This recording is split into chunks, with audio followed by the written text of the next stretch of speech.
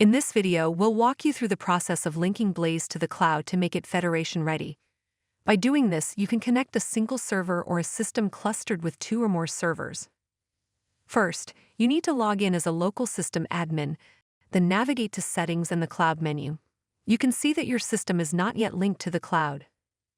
At this stage, the admin is the only user of this system, and there are only 3 default roles that can access this local server. Let's link this system to the cloud. Put in your Hanwha Vision Cloud credentials as the super admin of your organization. And there it is. It's about to link it to Nebula 3.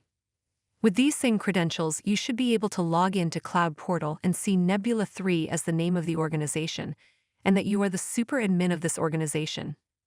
Now, let's go back to the local system and complete the linking. One by one, it'll go through each of the servers within one system and connect the system as a whole to the cloud. And as a result, in addition to the local admin, you can now see a newly created Global Super Administrator role. Let's take a look at the Global Super Administrator. This role has very powerful permissions to all federated systems, all devices, and all layouts as a result of being linked to the cloud. From the Roles menu, you can now see that global roles are available. These roles grant user permissions to access all federated systems.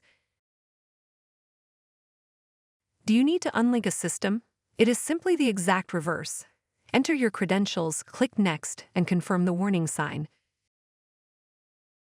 And there you go. That's exactly how you link and unlink a Blaze server from the cloud.